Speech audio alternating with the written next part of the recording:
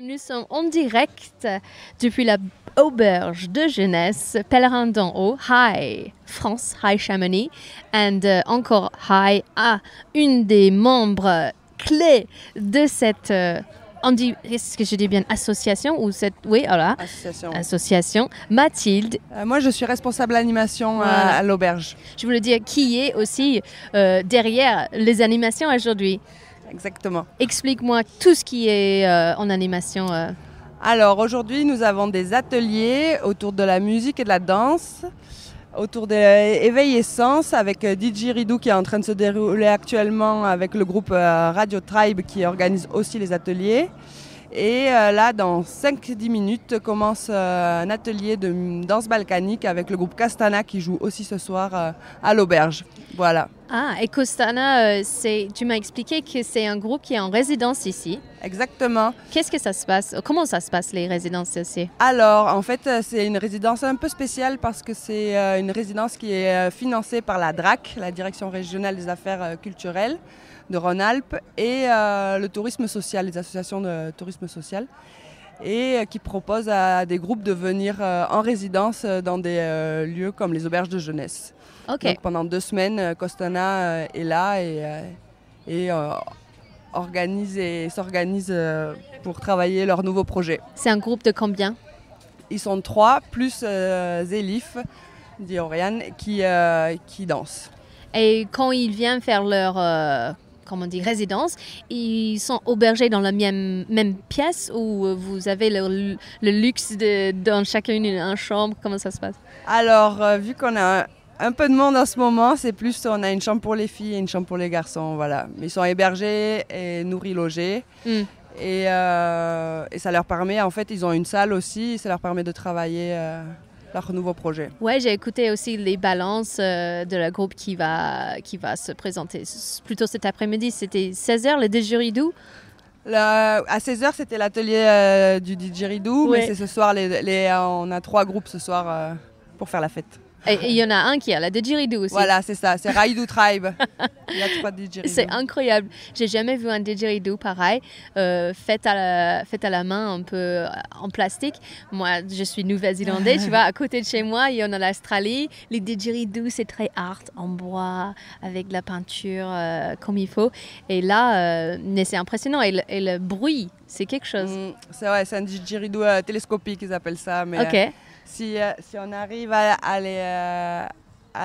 Là, ils sont en plein atelier, mais s'ils peuvent venir en parler de ce qu'ils font, ça serait avec plaisir qu'ils viendront. Et là, du coup, là, on est quelle heure là? On est bientôt 16h. Du coup, si vous écoutez, vous pouvez nous rejoindre pour l'atelier et didgeridoo justement tout de suite. Oui. Allons-y, viens. Et danse balkanique, voilà, avec Costana. Il y a 2 ateliers. Qu'est-ce que ça ressemble, la danse balkanique? Ça ressemble à des danses traditionnelles aussi françaises qu'on peut retrouver, qu'on peut danser en cercle ou en ligne, mais on se tient les mains.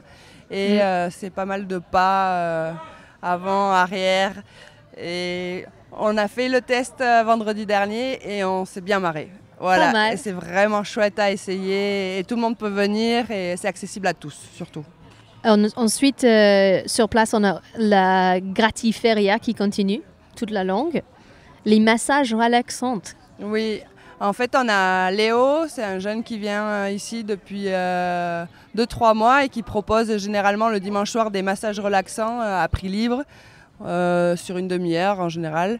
Et il a de sa table et on lui prête une salle et les clients de l'auberge peuvent venir se faire masser. Donc aujourd'hui, on lui a demandé, vu qu'il était là tout l'été, de venir aussi sur notre journée portes ouvertes. Et également, bien sûr, les crêpes. Mimona, elle a passé au micro tout à l'heure. Et la visite de l'auberge, c'est qui fait cette visite? Alors, la visite de l'auberge, pour le moment, c'est moi qui propose aux gens qui arrivent de leur faire visiter l'auberge. Ok. Voilà. Et la visite, ça donne quoi? Il y a combien de chambres d'ailleurs? On a 37 chambres et 120 lits. Voilà, on peut accueillir 120 personnes. Et souvent, on a des groupes qui peuvent aussi nous privatiser pour prendre toute l'auberge quand ils ont besoin. On a accueilli premièrement, notre premier invité aujourd'hui, c'était Thomas. Oui. Et il a expliqué qu'il y a des postes aussi dans son équipe, votre équipe, 4 postes qui besoin d'être remplis. Et puis, est-ce qu'il y en a une ou un qui va travailler également avec toi? Dans l'animation, pas forcément. Mais après, au bar, oui. Parce que je suis responsable aussi de bar. Et du coup, nous cherchons 2 barman. Ok. Voilà, ou 2 barmaids. Et les postes sont en général logés, nourris. Donc ça vaut le coup. Et le bar de l'auberge est plutôt sympa. Donc c'est une belle expérience. Et de venir à la journée porte ouverte et peut-être de faire la visite avec Mathilde, ça vous donne piston ou opportunité de passer votre CV à elle pour la poste ou les 2 postes barmaid. On dit barmaid en français? Oui.